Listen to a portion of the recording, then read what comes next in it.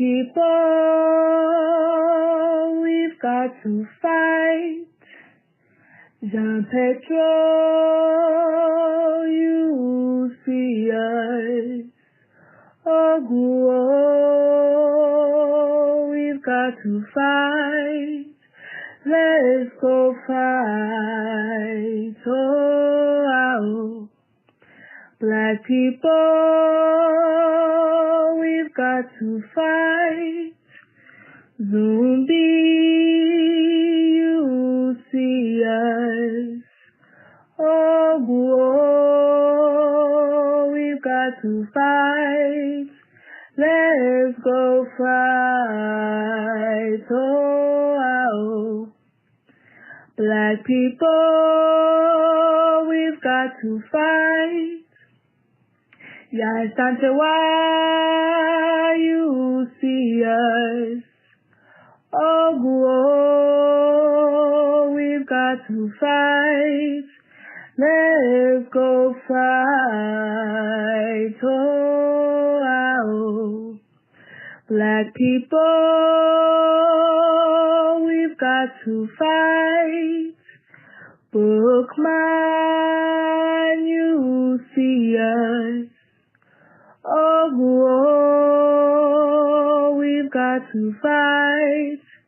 Let's go fight. Oh,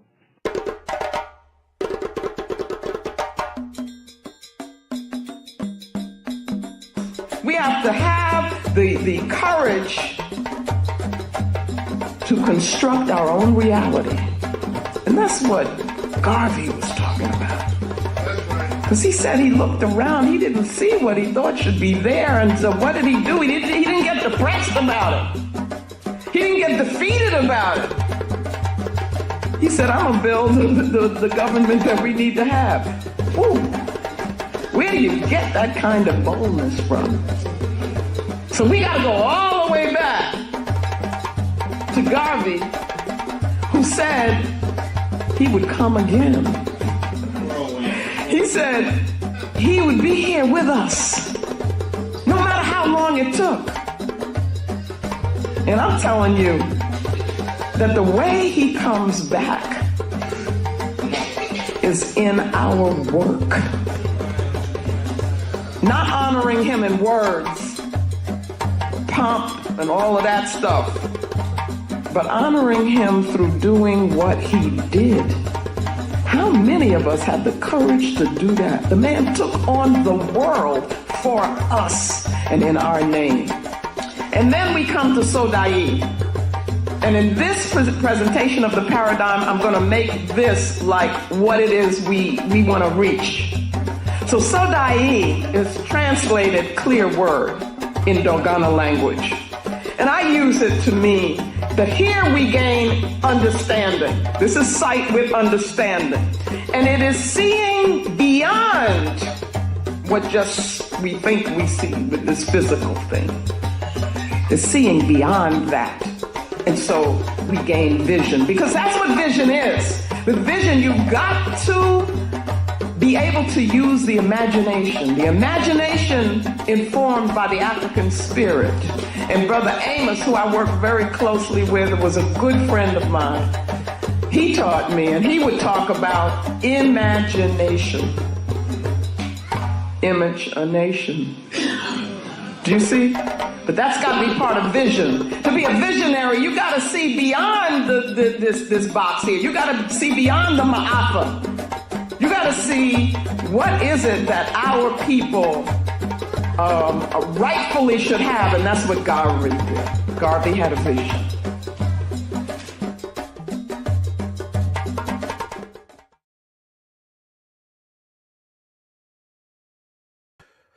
Then I'm more to be thankful unto the Mother, Father, creative life force of the universe. Kudzai Mudzimu Mokuro, we give praises unto our great ancestors. Abibi Tumi, Abibi Fahodi, African power and African liberation for all African people. Ashe, Ashe, Ashe. Greetings and welcome, brothers and sisters. This is Shakara joining you live and in session on this, the 17th of the month, they call April brothers and sisters. And yes, indeed, as you well know, the title of today's conversation is What's Happening in Trinidad and Tobago? Wagwan in Trinidad and Tobago. What's going on in Trinidad and Tobago, brothers and sisters? Today, we are walking with the spirit of Joe Talmana. We are walking with the spirit of Henry Sylvester Williams. We are walking with the spirit of Kwame Ture, brothers and sisters. Yes, indeed. What's going on in Trinidad, brothers and sisters, and Tobago? Yes, indeed. You know, so we can't forget Tobago, you know. It near Trinidad and Tobago. So as you come through, do hit up the like button. Yes, indeed. Do hit up the like button. The like button is very, very important. Utilize the chat, brothers and sisters, as much as you like, as much as you want. And we are also going to encourage you to share the video. Share the link far and wide. Let people them know say Shakara is live right about now on Kimbunga Media. And we are connecting live all the way to Trinidad. Yes, indeed, brothers and sisters. Yes, indeed. Big up to my people them from Trinidad and Tobago. All important, all unimportant. We want to big up all people in the chat right about now. Bigging up my brother Set Imhotep, you know, because without my brother Set Imhotep also over there in Trinidad, this show would not be possible. So you want to give thanks to my brother Set Imhotep right about now, you know. Give thanks to my brother Set Imhotep for assisting I in arranging this particular show. Yes, indeed, brothers and sisters, bigging up Mr. IC Free in the building, bigging up Melaman in the building, bigging up Heru in the building, and of course, yes, indeed, we are also walking with the spirit of Mama Claudia Jones, who taught us that a people's art is the genesis of their freedom. A people's art is the genesis of their freedom. A people's art is the genesis of their freedom. We are walking with the spirit of all of our warrior ancestors from Trinidad and Tobago. You know, Malagarviite, and you know, say Trinidad and Tobago had among the highest branches of the UNIA ACL, the movement of the most honorable Marcus Mosiah Garvey when he was around on the earthly plane, brothers and sisters. And you know, say plenty Pan-African warriors come from Trinidad. So today we're walking with the spirit of Kambule. We're walking with the spirit of Kaiso. And the original spirit of what they call Carnival Kings and Queens. So we're there. I said, lock in, and share the video far and wide. Before we get into the conversation today, let me just remind you of certain things that are happening. The first thing I need to remind you of is the fact that we are approaching the centenary of the birthday of Omowale Malcolm X. And so for those of us in the UK, this will be celebrated on the 17th of May. That's a Saturday, the 17th of May, from 2 p.m. to 8 p.m., brothers and sisters. For our international family, don't worry, because we're going to bring in the whole of the proceedings live. Well, not live, but on Kimbunga Media. Yeah, so at some point, you know what I mean? So do stay tuned. I just want to make you know about that. Yeah, and for all my brothers and sisters who have been tuning, focusing on our issues in the Congo, do stay tuned. There will be more coming on that soon, as well as more on IET, as well as more just on general, beautiful Pan-African vibrations, kings and queens. And so without further ado, let me get into our show today. What's going on in Trinidad, brothers and sisters, and Tobago? Yes, indeed. We want to know Wagwan. We want to know Wagwan. And so, in order to inform us of Wagwan, we have a very special guest. And our special guest is Akins Vidale. He's a senior lecturer in the Labor Studies Department at the Cipriani College of Labor and Cooperatives Studies, and the former coordinator of the Elma Francois Institute for Research and Debate at the college. He holds both a master's and bachelor's degree in history from the University of the West Indies. Akins is a regular contributor to the CCLC's Work Matters column in the Trinidad Guardian and a former host of Power 102 FM's Afternoon Drive. He also sits on an international panel put together by the Global Labour University to develop an international labour history module for the GLU. Akins also has a long history with civil society, having served on the executive of several NGOs and on the executive of the Federation of Independent Trade Unions and NGOs. During this time, he has represented both Trinidad and Tobago and by extension the wider Caribbean at conferences and forums in Barbados, Dominican Republic, Haiti, Nicaragua, Brazil, and Ecuador, to name but a few. And so, without further ado, brothers and sisters, with the informing you of the fact that we're working with a little piece of a time delay, but we're going to make it work anyway, let me bring forward our special guest for this evening's proceedings, our brother Akins Vidale. Greetings, brother Akins. I believe that you're muted, my brother.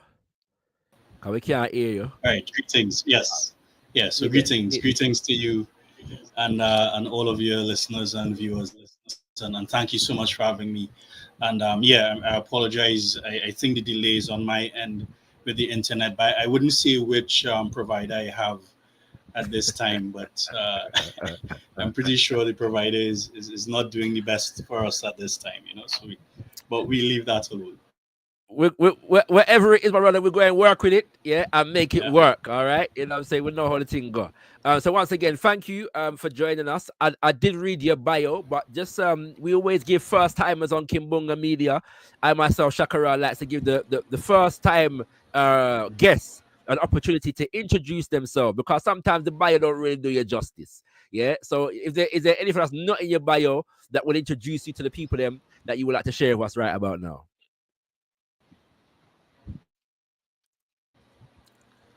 Yeah, well, I mean, so I've been lecturing.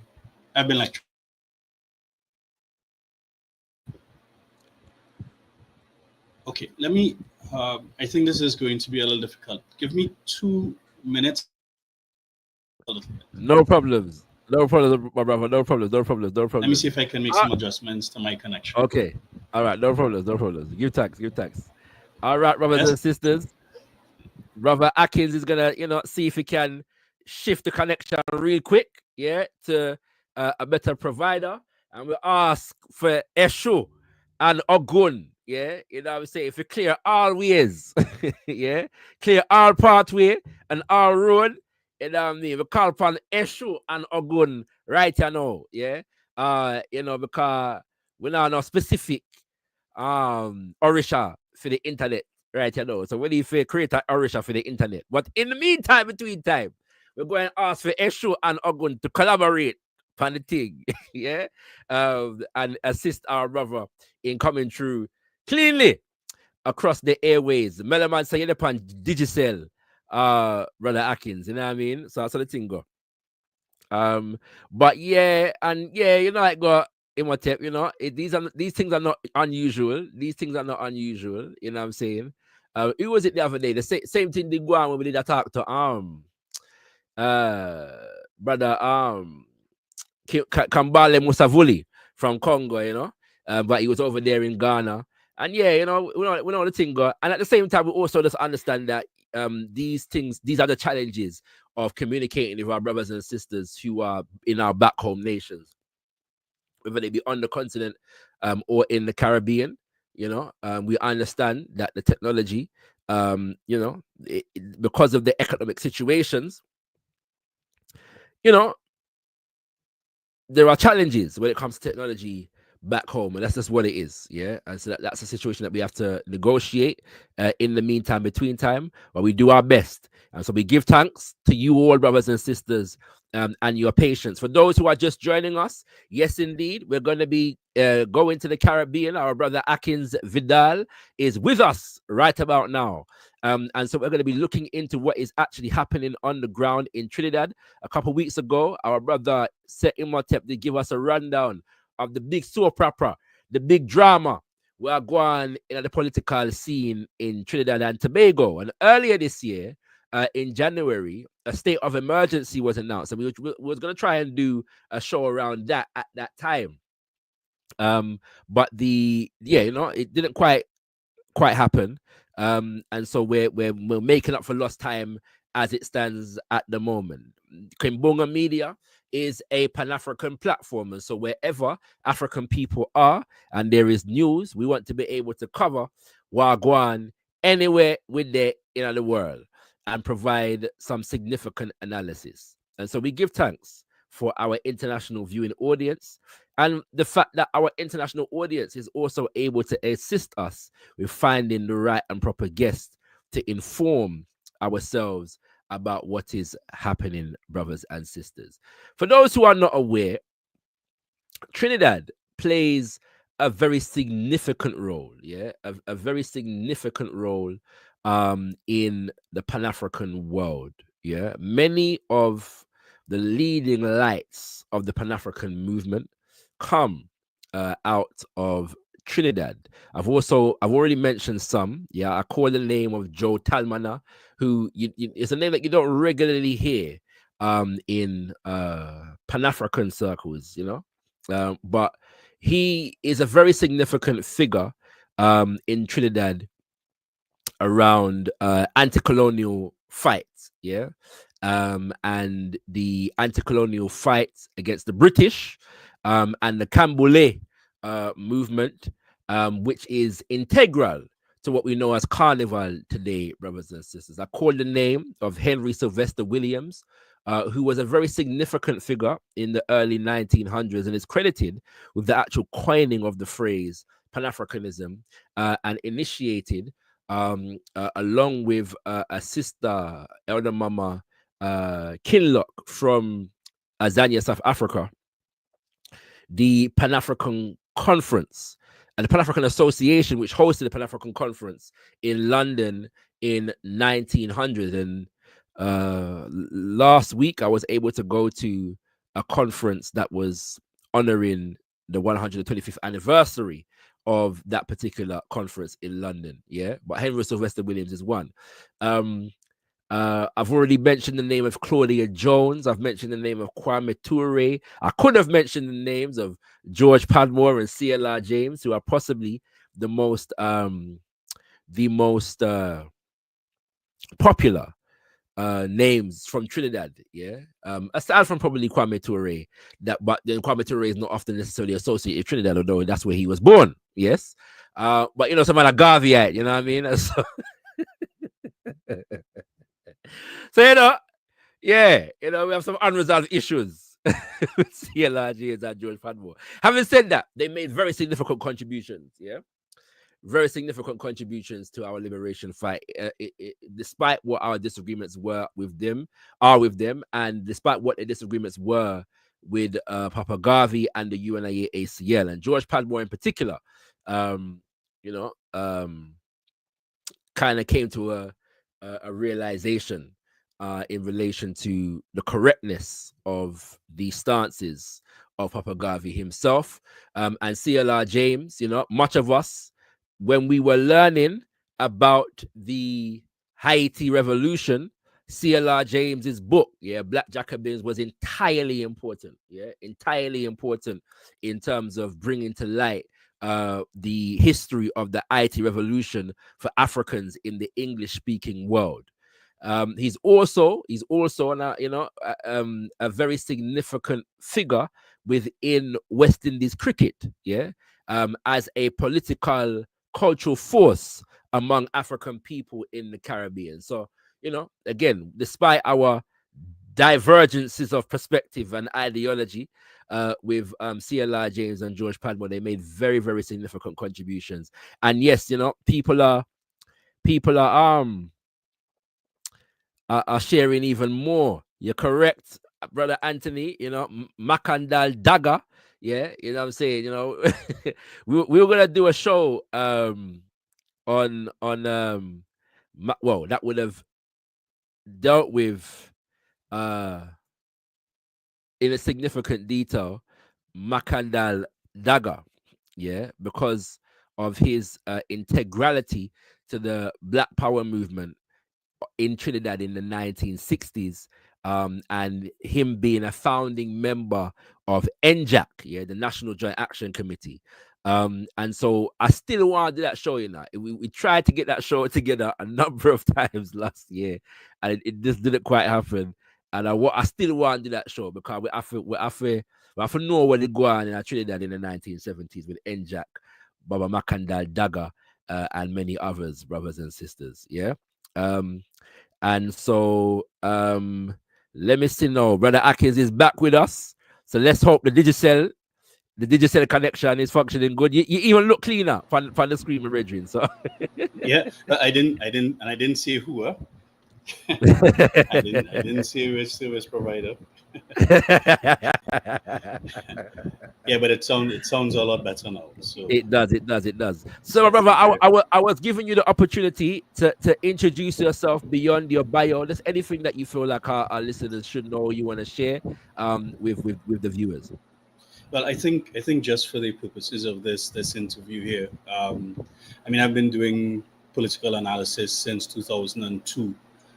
So I've actually done political coverage on election night across several elections since 2002. So it's not unfamiliar ground for me to be discussing the electoral process or electoral results. And I can say that the panels I've been on, we've more or less called the elections accurately ahead of everyone else. So that means that our insights and the data that we're using is pretty good, and but also our elections are pretty predictable, as most are.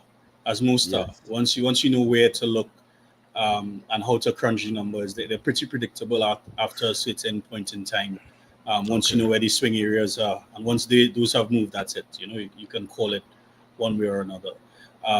So I mean, and as well, I myself, I ran in an election in 2013 in local government. I was not successful, but I think that it was an important experience for me and the party that I once belonged to. So that is generally and the only thing I would really want to add at this point. Okay, give thanks, my brother, much appreciated, and I'm sure our listeners are going to be in for some significant education. I want to know if we have A1 TRINIDAD analysis for Kimbunga media right now. The man say in predict a whole heap of election already. So say this is the top class, the A1 class, even though we're born the class still. But yeah, you know what I mean. I saw the thing, brothers and sisters. So we want to give thanks once again, my brother, for you being here. So let us begin. Because I'm sure many of our listeners, as I said, are going to be in for a significant amount of education, and I'm sure the politics of Trinidad and Tobago are going to be new to many of our viewers. So first of all, let us give our viewers an idea of what is the political scene in Trinidad and Tobago, and what is the political spectrum. Are there two major political parties? Are there 10? Because that's not unusual in a Caribbean or African nation. And who are they, and what are their basic politics? Right. So one of the interesting things is that Trinidad and Tobago, like as you said, like the rest of the Caribbean, we have primarily a two-party system, which a lot of people identify as a stable political environment, dominated by two main political parties throughout. However, unlike some of the other territories, and I want to make this perhaps go into this a little more later on. Our politics has been dominated by race, as one party is predominantly Indian Trinidadian and the other African Trinidadian, namely the United National Congress and the People's National Movement. And you have a lot of splinter parties coming out of that. Some of them themselves are not are birthed from other. Yeah. So that's one. So the first thing is that we are not different from the rest of the Caribbean in terms of the two-party system. We have a bicameral parliament, Senate, and lower house, just like most others, save for Guyana, which has the unicameral system and the use of proportional representation system. But interestingly, we are similar to Guyana in the sense of the demographic of the population. And one of the things that we've not done in the Caribbean very well is not looked at other post-colonial societies and how similar they are to us. So there's actually also work that's done around places like Fiji and so on. Fiji, which has a very similar composition to us here in Trinidad and Tobago. Mm-hmm. And they have a very similar political, kind of structure. And those things I think are important. There was a paper that was written recently looking at the Philippines and that entire eastern chain, and they were talking about the rules of and this is me putting on my trade union hat here, the rules of trade unions and labor in creating these stable democracies in these territories, and I say that to say that the political parties that we have, one of the things that people like to talk about is philosophy and whether they stand. Yeah, yeah. So really and truly, in large part, what you have is you have almost the two sides of the same coin kind of politics happening. A lot of the parties wouldn't want to admit that they're the same, but in large respect, if you were to ask persons over the last 20 years if their lives have changed with changes of government and so on, most of them, they're being honest, they would say no. You also have a reality where the parties themselves, in terms of policy, you may see some superficial differences in the policy directions that they go in, but we don't have a fundamental shift in our governance when one party changes versus the other. What we may have is changes in how they treat with social issues, how they treat with international issues, and so on. But those things are not fundamentally coming from a point of an ideological difference between the two entities. I think the key thing to understand in the analysis is the nature of the development of the political system in the first place and how it creates what we have here. So, like the rest of the region, they're divisive components within the politics that have nothing to do with the people who are alive today, save for the fact that they perpetuate these systems. We have to remember and we have to be honest with ourselves about the colonial past that we have. And I remember reading and listening to audio tapes of Walter Rodney, talking about the fact that, these islands, they are, territories, they are birthed in this plantation system that is racist, that was racist, that was oppressive, that was structured in a way that it gave all to many and nothing to the rest. And if that is the case, if you have an electoral system which does not address those inequalities within the society fundamentally, what you're going to have is you're simply going to have changing of the guard. But the systems and structures that are in place are going to be exactly the same. So we can look to what were the headlines in 1986, 1985. What were the headlines? What were people clamoring about? They were clamoring about water, not having water in the pipes, not flooding, the issues of crime, the issues of sharing of the wealth. Trade unions have been marching for increased wages since they have been created. So what are the fundamental changes in the society? We've had lots of superficial changes. You've had, and you cannot argue against the fact that development has taken place. That simply would not be honest. So yes, development has taken place. You have new buildings, you have improvements in education, improvements in the way that we do business. Has the society fundamentally changed? And the answer to that is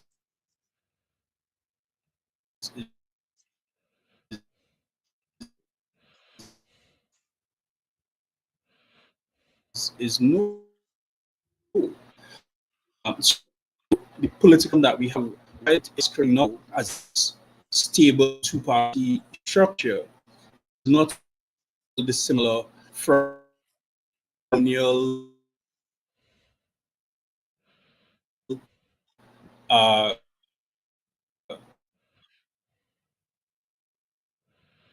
short answer.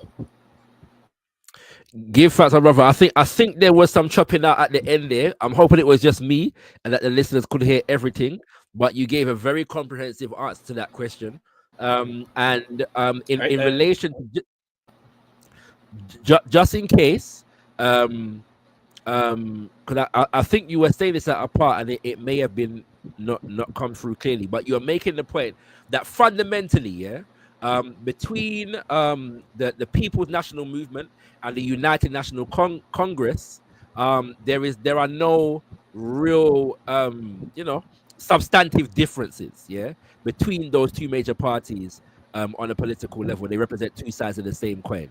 But I believe it would be true to say that that in terms of the the general how these parties will be generally placed on this political spectrum that we inherit from Europe, yeah, and European politics, particularly the French, is that the People's National Movement would be considered on the right, and the United National Congress would be considered on the left. Would that be a correct depiction of how they would present themselves? I think if it there's several things with that. One, the PNM in its early incarnation, their first presentation of themselves to the population was very much left, and they came with a very socialist agenda. Mm-hmm. I mean, CLR James was writing the Negro in the Caribbean and editing that newspaper on behalf of the People's National Movement, and his influence and his relationship with Dr. Eric Williams is no secret. Dr. Williams's text, his seminal work, Capitalism and Slavery, is a phenomenal piece of work which could only be described as left.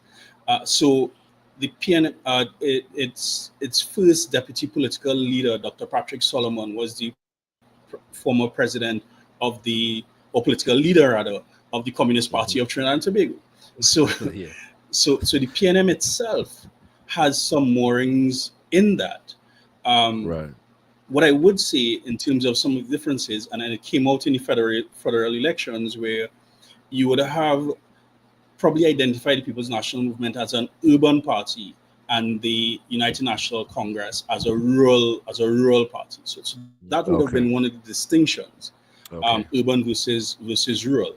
And in terms of the People's National Movement being more representative of that urban group, it also has to do with, again, the formation of political involvement and political engagement. So when you have a population that is, and let's be clear. So in the early stages, and I want to make this point in particular, when we begin to have the emergence of organizations like the Trinidad Working Men's Association and so on, the predecessors to those organizations were predominantly African middle class. Yeah, so they were an emergent African middle class group that led these organizations to such an extent that in the 1820s, and if I'm not mistaken, I think it's 1825 or 1826, there was a petition to the British Parliament against Governor Woodford because he had been discriminating against this middle class, and they were so incensed by it that they felt that they needed to write him, to say to him, listen, we are doctors, we are pharmacists, we are lawyers, we ought to be treated with some amount of dignity in Trinidad and Tobago as free men and women. But guess what? Nowhere in that petition in 1826 do you have any reference to the mass of the population which is enslaved and a cry for the immediate emancipation of that enslaved population. So that tells you something there immediately. Given that, you then go forward now, you go to 1917 or 1845 to 1917 with Indian indentureship. It is not possible for during Indian indentureship for the Indian population to be involved in any of this in any serious way. And therefore, their involvement in the workers' movement, in the workers' struggle, and so on during the 19th century is really crippled by the fact that they're tied with this. But while that is happening, the African middle class is burgeoning, it's building its ground. And so by the time 1917 rolls around, and the Indo population is now in a position to mark itself politically, ably aided by what is happening in India with the Gandhi, with the rise of Mahatma Gandhi, and so on, you find yourself in a situation where are the communities, do they understand each other enough to work in unison? And so you find that there's a huge criticism of the Working Men's Association in this period here for not paying greater attention to the Indo population, to involve them in what is happening. And so they form their own organizations. And so I think what has happened in our politics it is less about, and I want to be very careful when I say this, race and class are absolutely critical, but I think it's also about communities. And so persons within their communities formed allegiances and alliances, and these were also overlapping with issues of race and class, because that's what a community is. People congregate in their communities.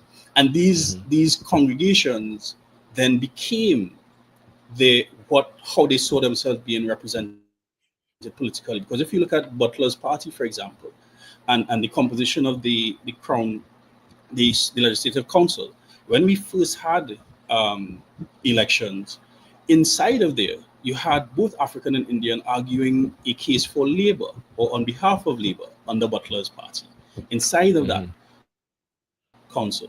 But once you get to the general election of 46, where it's now almost on every group for themselves, and we've broken the shackles and we don't have this common enemy to fight against, then people go into their communities, and they go into where they're comfortable. And I think that is one of the things that we have not been able to discuss properly in the politics, on whether or not there was legitimacy in people falling into their communities because they were comfortable, or was it simply about people exercising discriminatory practices? Because I think that is an oversimplification to say that the average person who is voting is simply exercising some discriminatory practice, and that's why they're voting based on race, rather than understanding the dynamic of community and understanding the dynamic of how other things like race, religion, demographics, all of these things also play a part. And so what you have are these political parties now that are shells of what existed initially, because the parties that existed in the 50s and even the 60s understood all of these things. And so when they engage their communities, with these understandings. Now what you have political parties that are really just election machineries. So they are focused only on winning an election, not mobilizing the community, not understanding their community. And so you move now to people thinking now, and let's get to current. So people are surprised. Oh my God, there's 17 parties running in the election in 2020. Well, guess what? In 2020 there were 9, and in 2020 there were 19. Okay, and it's a reflection of persons, I think, breaking away from the traditional parties who no longer represent these communities. And so because they no longer represent the communities, people are trying to find new spaces, find new persons to speak on their behalfs. And I think that is what we're seeing with the emergence of all of these different political parties. Interesting. So on that point, and by the way, there's so much in what you said that we could go into. I'm tempted, but I don't want to lung out the thing, yeah. But even in terms of the juxtaposition and the relationship between race and class, it seems to me, and what you said in terms of the oversimplification is very real, because if we understand what the racial and class dynamics were in Trinidad and other places in the Caribbean, a lot of the time migrants from Asia were brought over to be a buffer class. So they technically were brought into and installed as a class above the majority African population, at least at that point. And so when we talk about workers' associations and labor movements, it was Africans who were considered to be laborers and not landowners. You know what I'm saying? And them kind of things there. So you know, these are conversations that need to be had, and I agree with you. But we're gonna have to save that for another show. Yeah, the depth of it, right, for Sure. another show. But feel free to comment on it if you want to. My next question to ask you though is if there are within the 17, because I'm hearing I think it was the Trinidad and Tobago Guardian that reported 161 candidates are running and 17 parties. Yeah, among them are there any significant third parties that have a significant attraction among the people, pull, or any or significant presence in the media? What are the significant third parties in Trinidad and Tobago?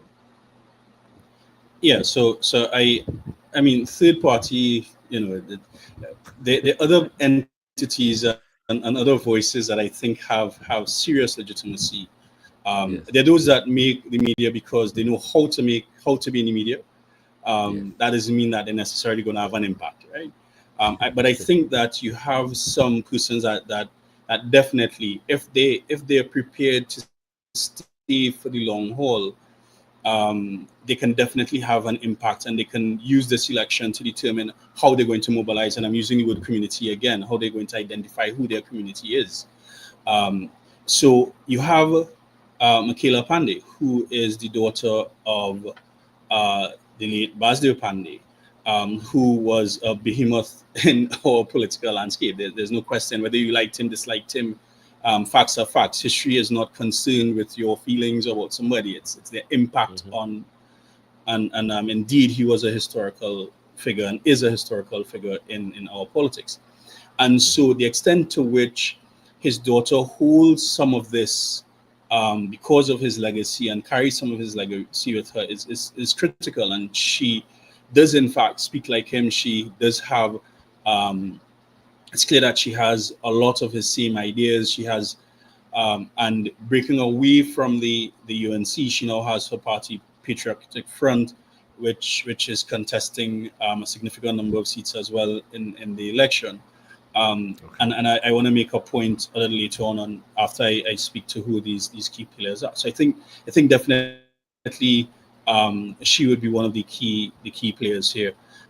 You have within the United National Congress, you know, that it's a coalition arrangement, if you will, or an accommodation with the Oilfield Workers Trade Union, with the People's Empowerment Party (PP). I think that's their coalition in large respect. And then one of the things that we have to pay attention to is so that's in Trinidad. I don't really think that of the others, because they all breakaways. You have NTA with Gary Griffith, which is a breakaway faction. You have I need to get her name correct, from her All People's Party. She's a breakaway from the PDP. So you have, yeah, but I can't say that they're going to have any significant impact on what is going to happen going forward. Right. I think where eyes are focused in terms of entities with impact, I think it's in Tobago. So in Tobago, quite apart from the People's National Movement running there, you have Fali Augustus, which is new party, which is a breakaway from the PDP, Watson Duke's party, but Fali more or less at this point controls the THA, and I think that on the ground, I think he has enough support to really challenge the PNM for those 2 seats in Tobago in a real fundamental way. But it depends on what the party does within the next week. And I say that because we're a peculiar kind of population where an election can swing in 1 week, right? An election can change in 1 week. So it really depends on what they do over the next week. But I think that if we're looking at Tobago, it's really between Fali Augustine and the People's National Movement, and how he manages his campaign, and does the right things right, and the right things well within the next week, because it really just takes one slip up, and that's it. And I wanted to say that one of the things that when we talk about impact, a perennial problem which is global is party campaign financing. So that plays a significant role in the impact that a party can have, because there are different rules. When you get into the electoral season, broadcast media, there are different prices for political parties during this period compared to if you're an NGO or if you're broadcasting. So they're exorbitant sums. So you're talking about millions of dollars to do airwave campaigns, whether it is on radio or television, which entities who are not fully established simply don't have. And where do you get them from? And then you find yourself, even as the main political party, going to these financiers who are then going to really be the persons who are determining what your policy is, what your platform is post the election. So I think when we talk about parties having a chance, having an opportunity, I think it's unfair to them to dismiss out of hand access to resources, because resources play a large part. If I'm seeing party X in my face every day, I can call the candidates and I can see who the candidates are, and it becomes familiar to me. And therefore, because of familiarity, suddenly I feel like these are my choices, but the other party is just like a whimper and a whisper way in the back there, then I would think, they don't have too much of a chance, and I'm not going to waste my vote on that. So I think we have to find a way through some kind of reform to even this. And this is, again, this is not a Trinidad and Tobago problem. This is a global problem of party financing, and the extent to which party financiers then interfere and dictate what government policy is going forward. Yes. Yeah, give facts for that, my brother. All of that background was necessary, brothers and sisters. Yeah, because like I said, I'm sure many of you are, unaware of the political scene in Trinidad and Tobago, and I learned even much from what our brother says. So I hope you're appreciating that. We do want you to know that you can ask your questions at this moment in time from the chat. If there's time, little piece later on, we'll share the link, and you can come and ask our brother Akins your own questions on the panel. But for now, please at Kimbunga Media in the chat if you want me to read out your comment or your question, and I'll get to them periodically during our conversation with Brother Akins. My last question on background, Brother Akins. Trinidad and Tobago, are there any unique elements to how the politics plays out in Trinidad and Tobago, or is it basically the same vibes? But is there something unique about either one of the twin island there? Yeah, the two islands are not the same. That's the first thing. The two islands are not the same. So Trinidad, we're not. I mean, demographically we're not, which is one major thing, but politically we're also not the same. So when you look at the history of Trinidad, I mean, we're an experimental colony late into the British colonies. We're the first that they used to experiment with crown colony government. So we have no real experience or not a very long history of electoral politics.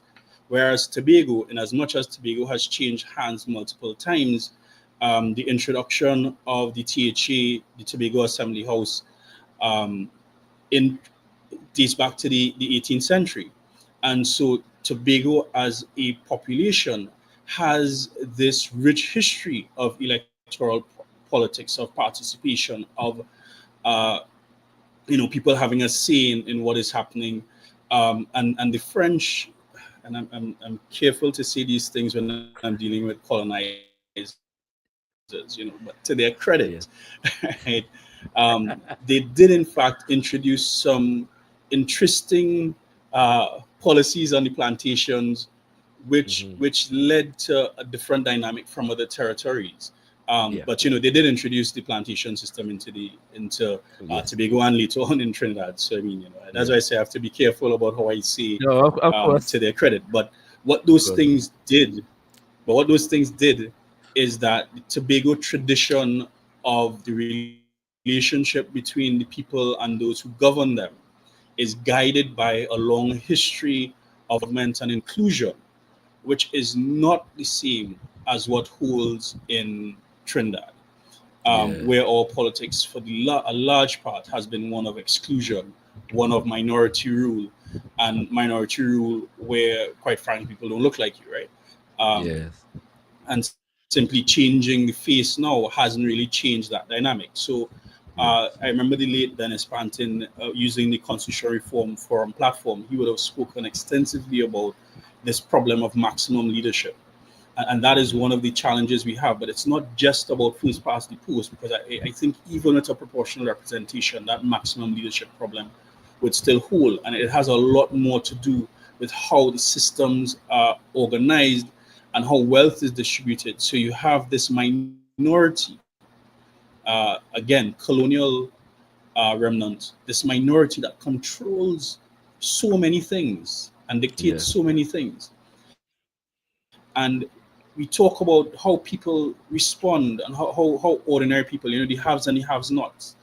How do ordinary people navigate in Trinidad and Tobago? Is it any different the way they were navigating 30 years ago, 40 years ago? If I go now, can I go step out my door and get access to public transport that is safe, that is going to take me from A to B in a timely manner? If I turn on my tap now, will I get water? Will I get water that I can consume? Will I get potable water? Because it's not just having water in your pipes. It's can I actually drink this water that is coming out of the pipes? When healthcare, when I go to the hospital as an ordinary citizen, and I go to the health center, am I going to have to sit there for 8 hours, for 10 hours, for 12 hours? I know people who have sat for 36 hours waiting to be attended to. And do you then point your fingers at the doctors and the nurses and blame them and say they're the problem? No, you cannot.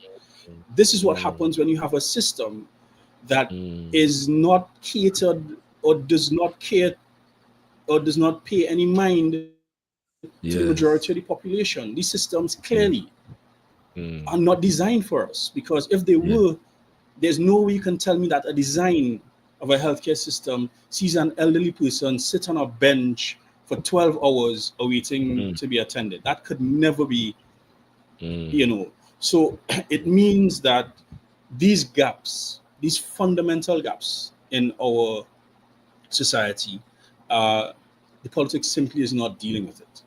They're not treating, it's not treating with it.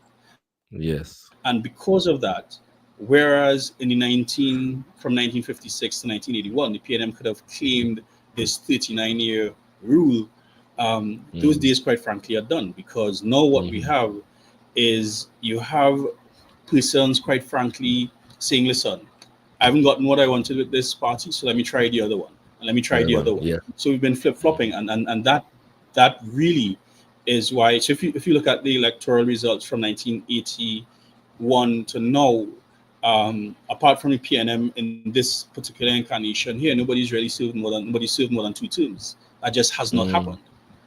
So the PNM having lasted 2 terms from 2015 to 2025, without even being a political analyst, without just looking at the history and the trend, it is they're up against it.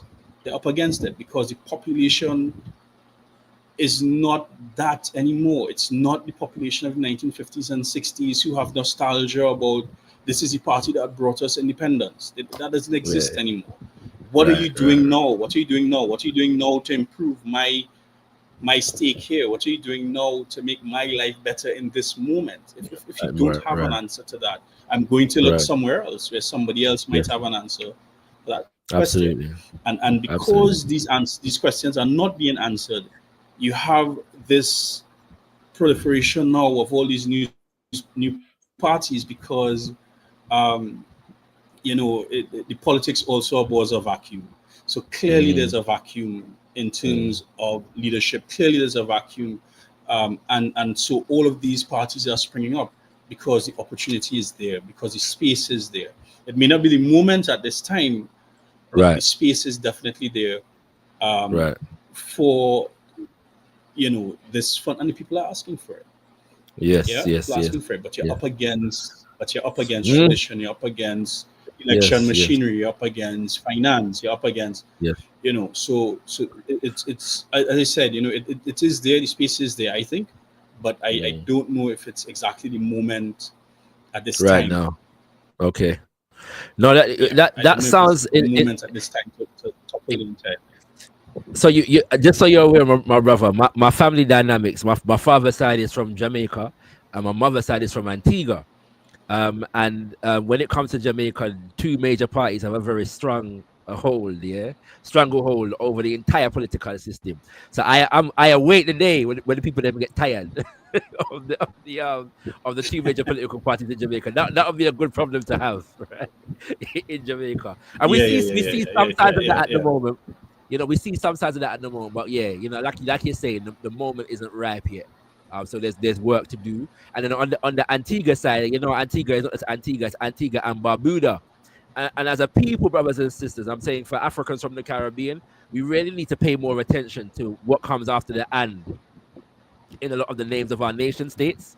Trinidad and Tobago, Antigua and Barbuda, Grenada and the Grenadines, St. Vincent and the Grenadines, because oftentimes there's something significant about what comes after that "and."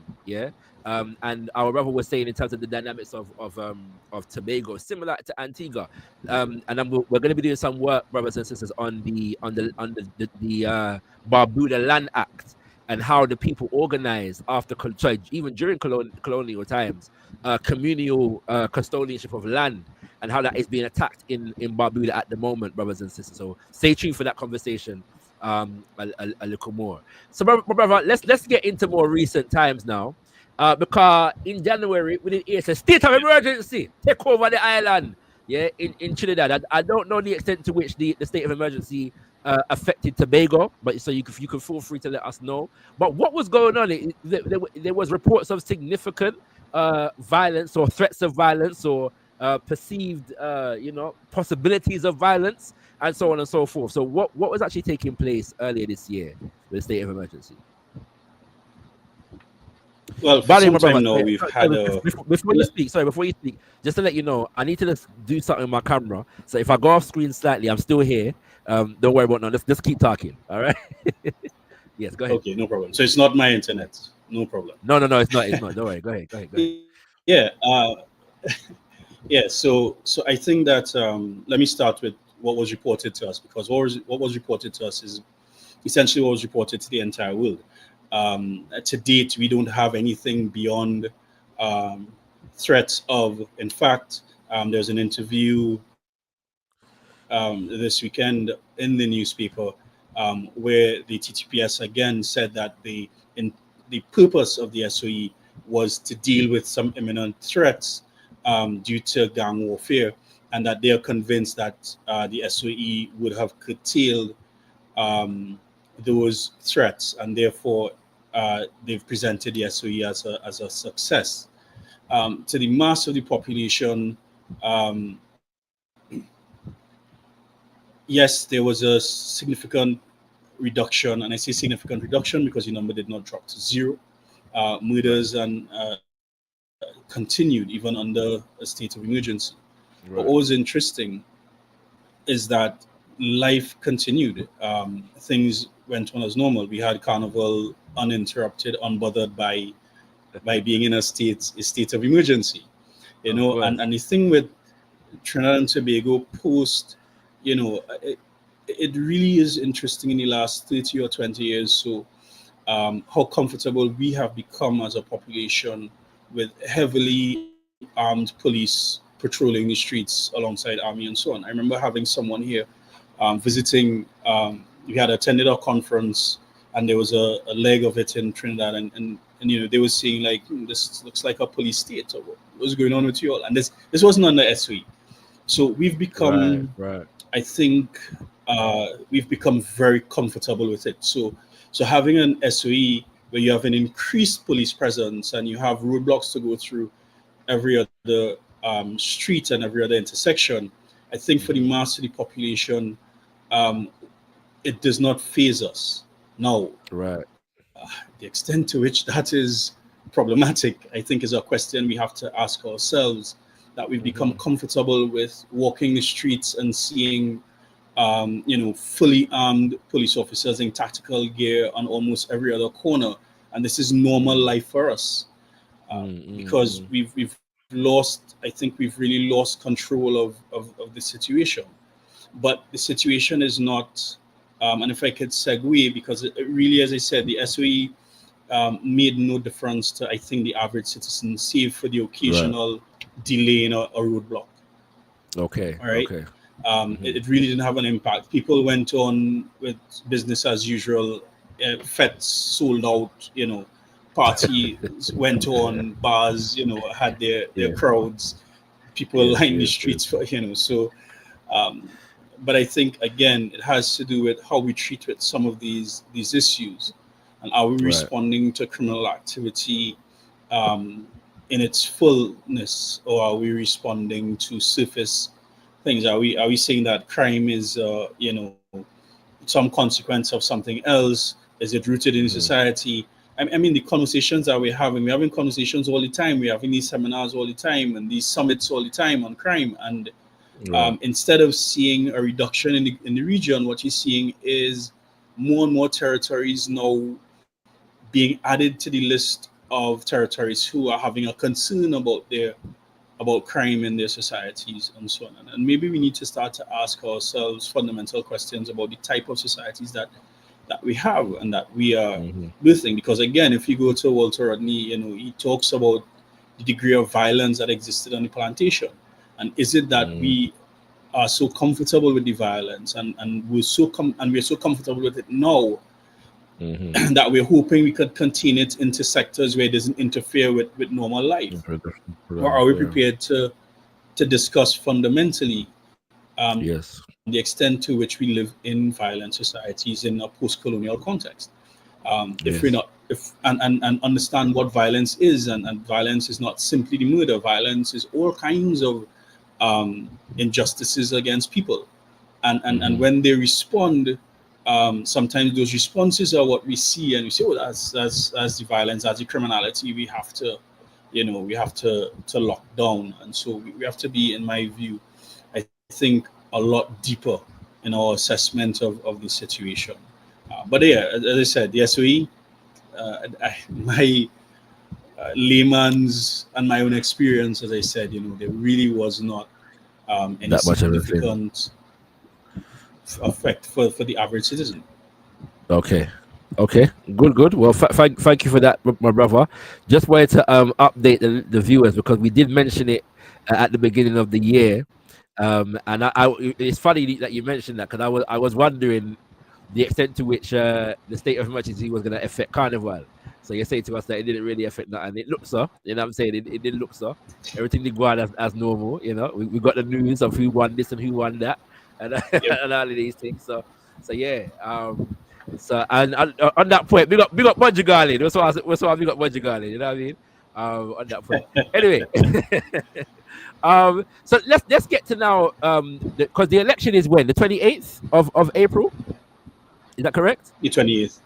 Yeah, 28th of April. Right? Yes. And then, so the Prime Minister, at least up until recently, clarify this for me. Keith Rowley, is or is not the Prime Minister at the moment? Has he actually handed over to Stuart Young or not? Yeah, he's handed over to Stuart Young, but he's not handed over. So the process is this, and it's the same process. It's the it's that Westminster system of appointment. So when you vote for the MPs, the Prime Minister is then chosen from among the MPs, the MP who commands the majority of support in the House, and naturally, it's the party with the most seats that then determines who the Prime Minister is. So all that was required to shift the role of Prime Minister from Dr. Rowley to Stuart Young, now Prime Minister Stuart Young, was simply an endorsement of the majority of sitting members of Parliament on the PNM side, and that is all that is required. So there's been a lot of misinformation and confusion about it. That he's appointed and it's illegal, and no, it's not. That is exactly what happens in the Parliament.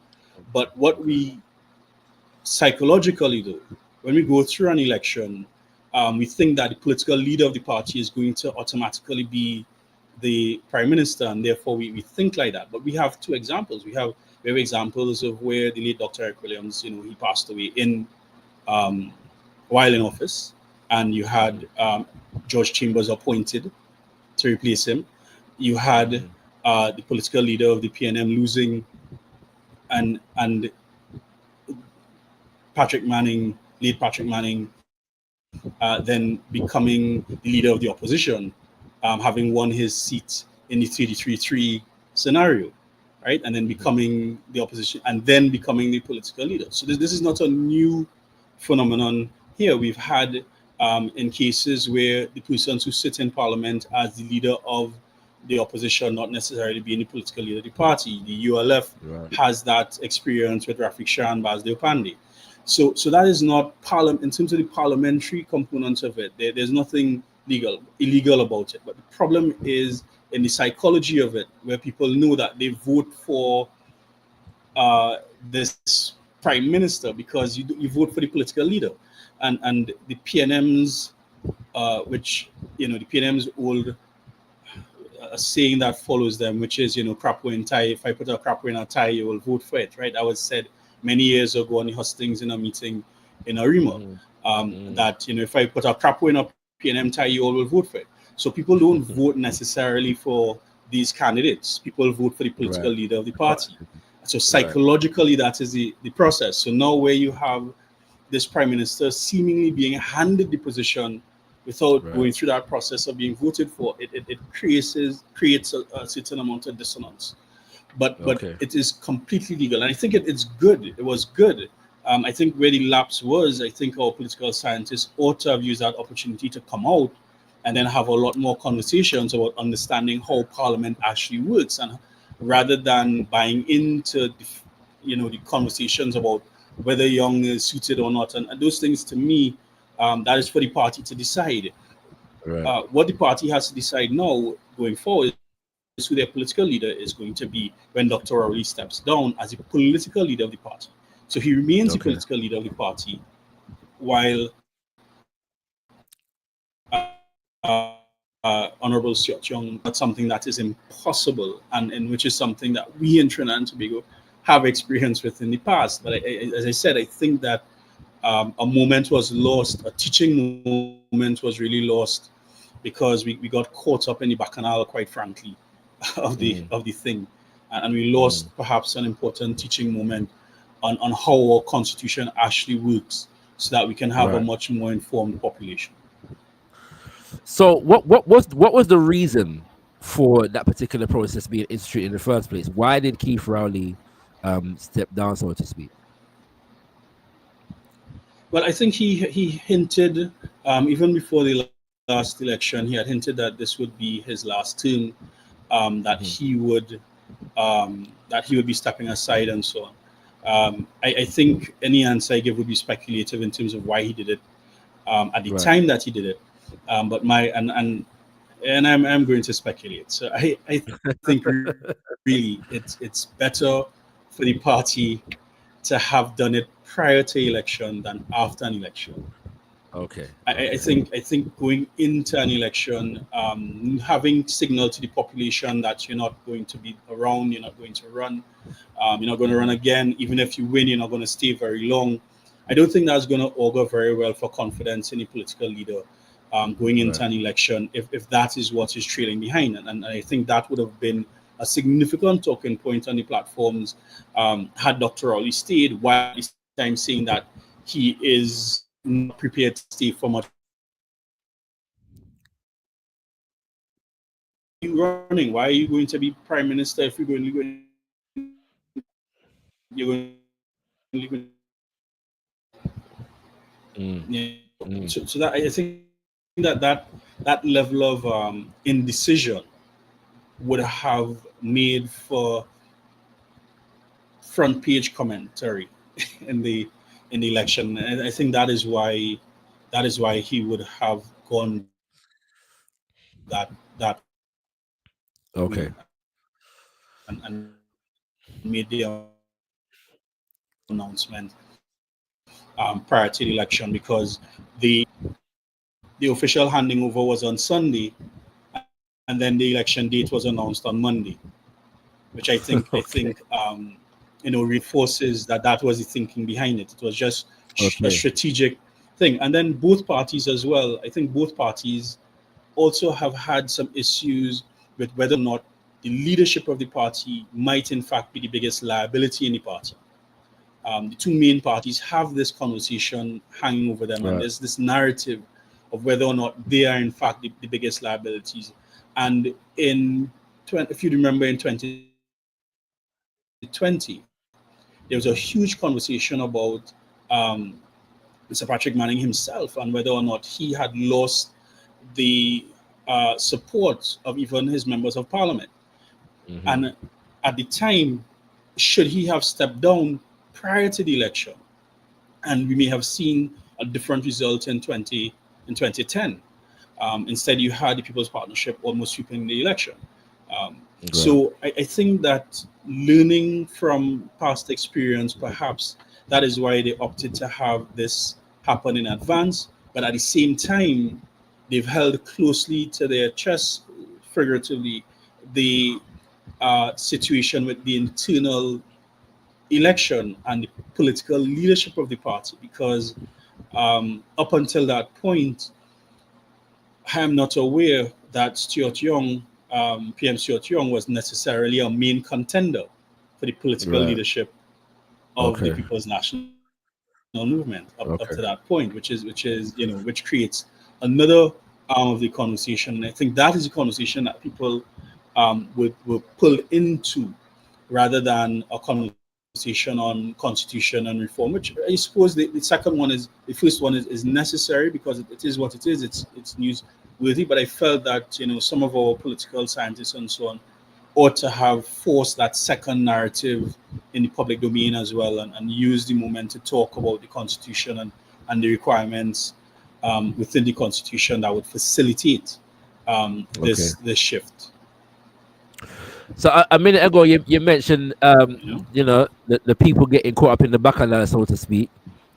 But it seems to me, my brother, based upon our report from our brother Seth Imhotep a couple of weeks ago, there's plenty of bacchanal to get caught up in at the moment. In terms of the election, Yeah. politics, and enough mere things are going on. So just give our viewers an understanding of what exactly. There's all kinds of reports going on. So what exactly is taking place in the bacchanal that is Trinidad and Tobago politics at the moment?